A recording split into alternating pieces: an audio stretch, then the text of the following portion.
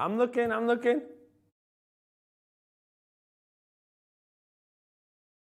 Oh, that's really cool. Check that out. But it's on a delay. Oh, this is gonna trip me out. So check this out. This is really cool. If you're listening to me right now, I'll give you a second to get situated. But I'm back here in our I think I'm in T9. Is our video production room, and they're live broadcasting this right now, and I'm in this green screen with these lights, but I'm on a TV directly in front of myself, and it's like on a 10-second delay, so I'm seeing everything after the fact, and it's kind of tripping me out right now. So if you see me like look off in the distance and I check it out, or I seem like I'm kind of just a little giggly, it's because it's quite funny to see yourself after the fact doing something and then processing it in real time. So hey everybody, this is Brian Wulf, Principal of McLean High School. If we're live broadcasting, I'm gonna kill a few seconds of time to let teachers get a chance to get their volume settings correct or troubleshoot any technology issues that may be happening, because this is new. We've never done this before. It's the first time, and we're piloting new technology, and you can check it on your phone, you can check it out in the class, you can watch it anywhere, to be honest with you, and we're trying something. So this is exciting. So if you did not know, while I'm killing time, our Art Venture Pathway had a brand new state-of-the-art theater or a multimedia studio built, and our students are able to not only produce, direct, but they can do all kinds of cool stuff, like live broadcast me right now, live right into your classrooms. Our football games have been broadcasted as well. You can check those out, and they do a great job. It looks like you're watching a college game. It's really amazing the work that the kids are doing, and it's something to celebrate. So if you have any interest in video production or learning about producing or maybe even music production, which Counselor Abear maybe recommended we take a look at, hey, we might have something for you. So think about joining Art Venture Academy. That being said, I'm going to go ahead and get started with why I wanted to talk with everybody today. So hopefully you can hear me. Hopefully people are paying attention and we're watching. If not, you can download my podcast on YouTube later and you could watch it. No, I'm just kidding. I want to talk with you because we just finished quarter one. So our first quarter is over, and we got some things to take a look at, and we have some things to talk about, and we have some things to plan around. And one of the things I've learned in my life is people can't plan things for you without including you in that process. And what I mean by that is I can say, look, quarter one's over. Oh, we have all these kids not doing well. What should we do? How do we bring their grades up? And then I can make all the plans in the world, but if I don't ever stop and talk to the teachers and the students about what's happening in the classes, what's happening that's giving us troubles and challenges, and you're not part of the solution, then I'm planning on your behalf without taking your voice into account. And right now, as both parties are watching it, teachers and students, you are linked in a shared journey together, a partnership, if you will, where you must work together to both mutually reach your outcomes and reach your goals. So I'm going to share this with you right now, students. Check it out. Right now, we have more kids failing classes than we did during the closure, which is crazy. Just let that sink in. More kids are failing classes currently today than we did during the school closure. Now, during the school closure, we're working from home, we're on our computers, we're struggling to get onto classes, we're struggling to turn in work, and there was this assumption that we'd come back to school and those problems would go away. And then what were we met with when we came back? Forced quarantines, families having sick family members, people just struggling with getting back on track with being in school. We've seen and I'm going to talk about this in a moment, we've seen a significant increase in substance abuse usage. And I don't think it's recreational. I think we have a lot of folks that are dealing with things like anxiety, stressors, and the fact that for the last 18 months you were home and you could do what you wanted at home. And now you're back in a structured environment where you have to live by a different set of rules and expectations that are foreign to you, especially if you're a freshman. You did middle school and you're only in middle school for a couple months, and then you missed out on that entire experience that was meant to prepare you for life at a high school. So as a team, we have to take a moment and reflect and say, hey, what do we do to create these learning opportunities to get people back in a position of being successful? So let's talk about it. Grades. So for all my freshmen, this is going to be something that's new to you. For our sophomores, you've kind of learned this, and juniors, seniors, you know it. At high school, if you fail the class, you do not just move forward. You must pass that class to earn your credits to stay on track for college, and ideally stay what we call A to G track, which means you are college eligible for UC colleges as well as like a Fresno State or a CUS school. But you must pass your classes. Now in the past, and this is the reality, there's no easy way of saying it, you could fail a class in 6th grade. You could fail social science, you're going to go to 7th grade.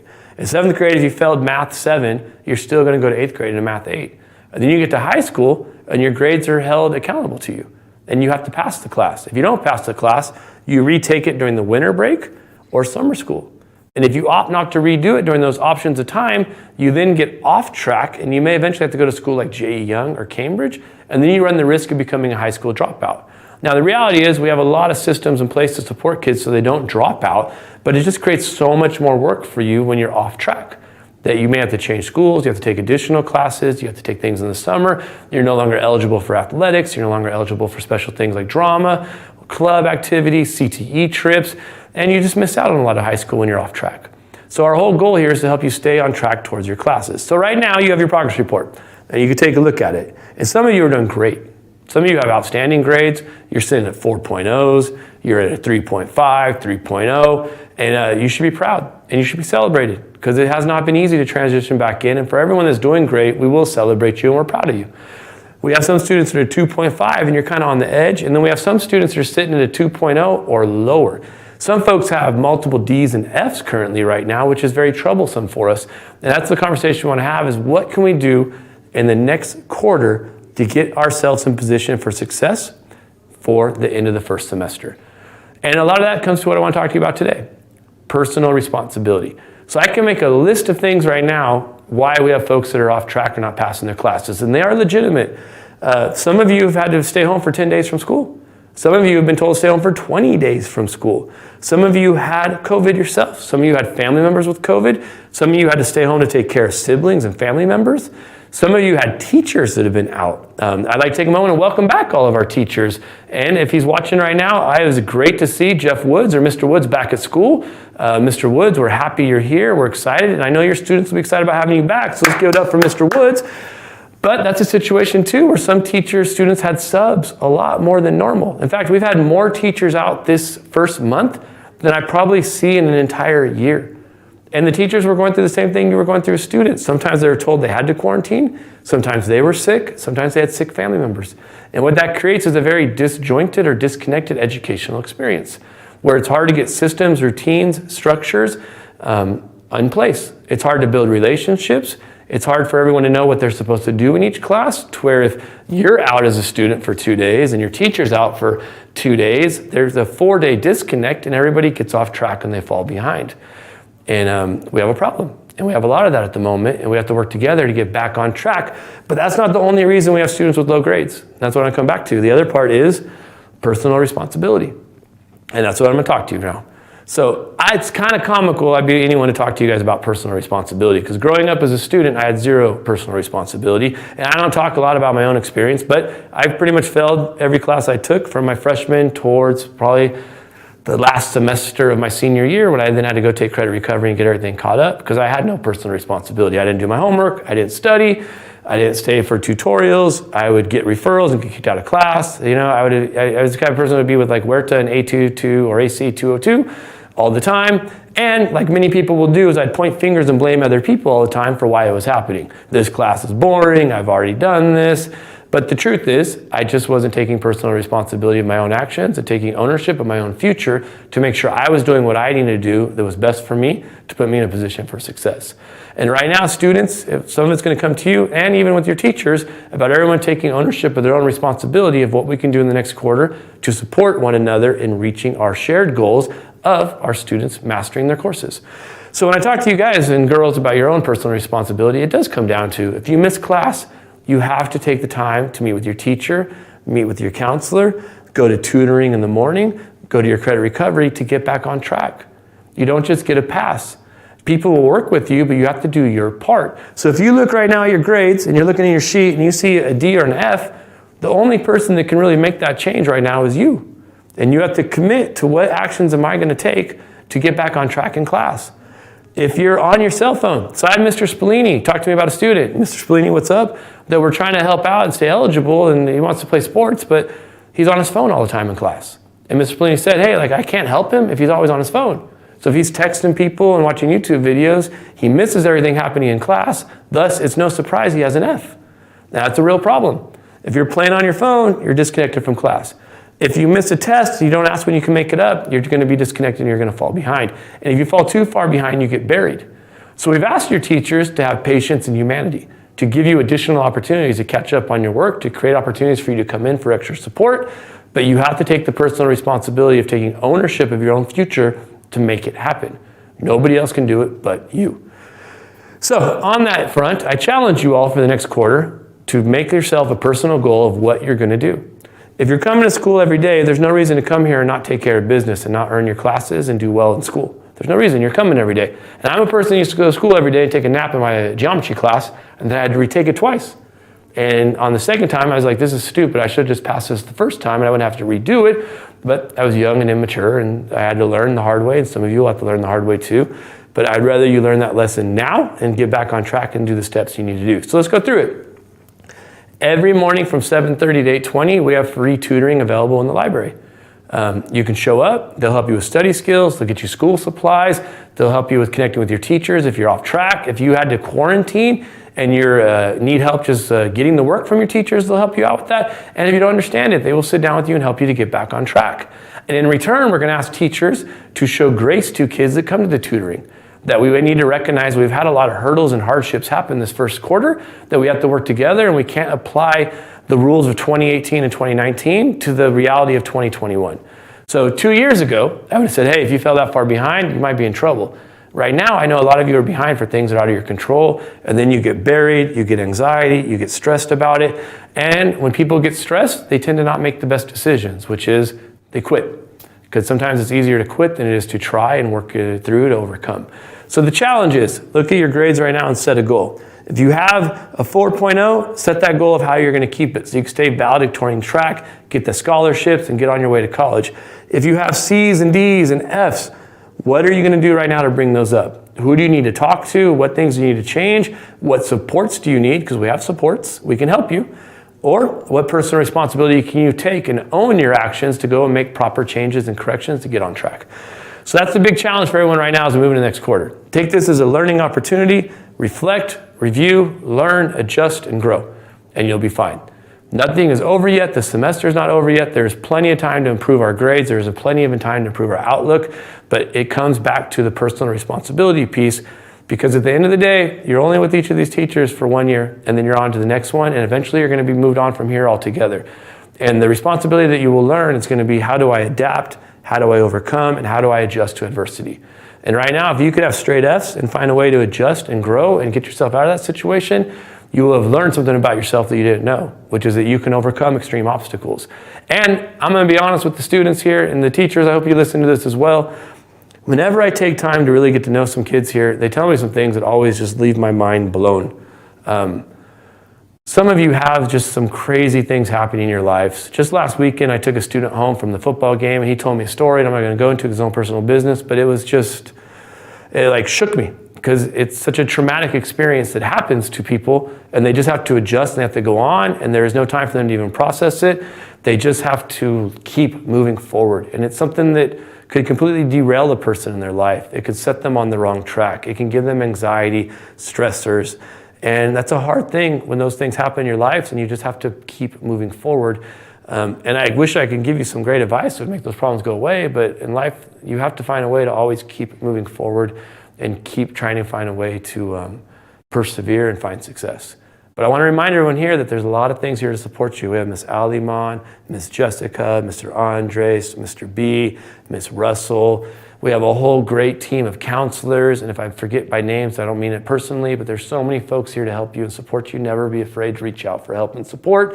I did want to take a moment and talk to you. We did some presentations around mental health and mental health awareness, and it's okay to have anxiety. It's okay to feel stressed. You don't have to feel like you're alone. We've had some things happen this year that have been scary. We've had some students with some high-risk suicide thoughts. We've had some students that have been part of some situations that have been a little frightening. We actually had a student recently stop someone from jumping off an overpass on a freeway, and that happened. And that person felt so destitute in their own life experiences and that they were failing their family that they intended to end their life on that day. And had it not been for a McLean student walking to school at 7:30, they would have been successful in their attempt. And we applaud them for their service to the community. Now, the last thing I want to talk to you about is, and this is, we try to find a way to do this in a positive way, but to start the year, we saw a significant increase in suspensions. Now, you get suspended from school for things like fighting and smoking. Really, those are the two main ones right now. See, like that? like I see myself on TV, it's going to come up right now. So those things will get you suspended from school, but we've seen a big increase in it. Now recently we've seen less in the area of fighting, which has been great, but we still see a high amount of students that are engaging in smoking of marijuana or selling of marijuana in the restrooms. And we're working to kind of clean that up. But one of the things we have to be aware of is when you have students doing marijuana is you do have to think about, is it recreational or is it a coping mechanism? Why are people choosing that they have to get high while at school? And we pay attention to those things. So sometimes people have substance abuse issues where they feel like they must do something all the time to maintain. And that is something concerning that we need to support each other on working through. And then you have folks that are recreational, that are just knuckleheads and they just want to get high and be whatever. And that's a different issue that we have to kind of work through. But we wanted to pose a question to the students of what kind of school would you like to see McLean be? Personally, I don't like watching fights. I don't like being in a place where we have a lot of fights. And I've been very happy that we've seen a decrease in the negative behaviors. But I also get concerned about some of the other things we've seen. That normally at this time of year, we'd have about 30 suspensions, and we're sitting around 90 right now, which is a significant increase in the amount of kids that have been doing suspendable behavior. And we'd like to work as a team together to find ways that we can bring that back down to a level to where we all feel safe, secure, and we're at school for the right reasons. Now, this past weekend, I'm going to try to figure out a way to share the story, and I'll try to close on this because I think I'm coming up on time. Let me check real quick. Yep, we're getting close. So I want to just talk real quick, and this is really directed towards freshmen and sophomores. Juniors and seniors, you've lived it, so you understand it, but I'll share it with you as well. So one of the things that we do here, and that I've always been a big believer in, is when people make mistakes and they fail, that's the entry point to a conversation of self-improvement. So you will all fail at things in life. It's going to happen. Even right now, if you have poor grades, you failed, it happened. What can you do to make things better? What do you do to move out of that situation? What do you do to improve yourself? So take when kids get in a fight. It happens. A fight took place. Great. We bring folks together and we start working through what can we do to not have that same negative interaction. Take when we have students get into argument with their teacher, or we have people that smoke, or they do marijuana, or they do other drugs. It happened, you get suspended, but when you come back, our focus is on how do we improve you as a person, or what system changes we need to make to ensure it doesn't happen again. And part of the reason we do that is because in my position, when you've been doing this for a while, and the same for your teachers and your parents, you can see patterns and you can see trends. So right now, I see something I haven't seen in McLean in a while, and I see it a lot with our younger students, where I see a pack mentality, and I see people making decisions where they don't understand where these decisions will lead them to down the road and in the future. So I'll tell you a story, and it's about things that happened in McLean, and it's about a group that was here, and it's about where they're all at today, and why we work so hard to try to decrease negative interactions, increase positive relationships, and support people in being on track. So when I first came to McLean, I was new here, and I didn't know any folks, and I still remember my second day here, I pulled in the parking lot because I had to go to a meeting, and it was at 1 o'clock, and a big group of kids had jumped the fence, and they're taking off in the neighborhood. So they were going to the neighborhood, and I'm like, hey, I don't really like that. What are they up to? And if you guys haven't figured it out yet, I'm kind of the type that'll go in the neighborhood. I'll go track you. I'll interact with you. And it's all about trying to keep you from making decisions that'll alter your life trajectory and course. Because when you're young, what you think may be okay could have very negative consequences down the road. This is an example. So I go, and they're smoking weed, and me and them, we don't have a very great exchange with each other. They were not very respectful and nice, and I thought I was very kind to them, but at the end of the day, we just didn't have a good exchange. So in the process, I identified who some of them were, and I said, you know what? And I've done it this year too. Hey, I'll talk to you about it tomorrow. Like at the end of the day, I'll find you tomorrow. We'll have this conversation tomorrow, but I'm not going to stand out here and argue with people in the neighborhood, especially when they're under the influence of a controlled substance. So next day at school, I find some of the kids, and I start the process of trying to work with them. Now, it wasn't about getting them in trouble. It was about helping them to understand that your decisions you're making will lead to bad outcomes in life. And they didn't see it because they're like, hey, we're getting high and we're ditching school and we're having fun. And they thought what they were doing was never going to cause them any problems in their life. And they thought, like a lot of people do when you're young, you're invincible. You look towards older people who've done similar things, and you're like, look, they did it and they're just fine. And we tried really hard to work with this group of kids. We did. And they remind me a lot of a group that we have right now. They even kind of look the same. Haircuts, clothing style, attitudes, personalities, that they could be super likable and super challenging at the same time because they couldn't see the errors of their ways and the actions. So we tried hard to work with them. We did parent meetings, counseling, we did supports, and we were very much so geared towards trying to get them the opportunity to be successful until it became clear that they were too negative of influence to the safety of the kids on campus, at which point we had to make a decision to remove them from the school. And we went through a process and they were removed from the school. And this very past weekend, and you can look it up, I go on the Twitter feed, And I see a picture, and right away I know exactly who it is. He's the kid from my first 2 days at school that jumped the fence and went across the street, and that we tried working with. And his life is probably forever changed. It's probably, as he knows it, over, as he was arrested for a murder. And he's 18 years old, and he should have been a graduating senior with us last year. The reality is he was only with us for a month his freshman year. And his decisions he made as a freshman, where he thought he was invincible and he thought he could do nothing wrong, and he thought there'd be no long-term negative effects of this, they ended his life. And he ended up getting involved. And some of you may know, he got involved with some gangs, he got involved with drugs, and exactly what we used to caution him about happening is what happened in his life. That he was put into a situation, and his actions will now haunt him not only forever, but forever into his life. And that's an extreme example, but one of the reasons we do try so hard to keep people on track and provide support services is because we don't want any of you to end up in those situations to where you lack the tools, the resources, the social skills, the ability to stand up for yourself, or to just make informed decisions. But when people get into drugs, and you may not think it, they start not thinking straight, and they start getting desperate. And right now, I have to warn you, there's some things we see on campus that we need to get corrected. And I know we can do it as a team. I know it's a small group of students, but I also want input from the students of what we can do to make sure that you all feel safe and secure at school, and that you know you have supports and how to access the supports. So, in closing, we have 1 minute left. I thank you for your time.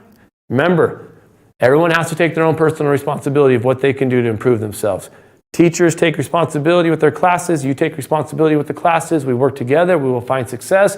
Tutoring in the morning in the library, and we have to work together to make sure McLean stays a safe and secure campus that we all love, we want to be at, because I want to get back to planning the fun activities, the water carnivals, the color runs, rallies, and doing all the stuff that makes it a special place to be. And the COVID restrictions will be ending soon, and we will be back to business as usual, and I can't wait. So thank you everybody for your time. If you have any questions, come see me on campus. I hope you have a great day. Thank you.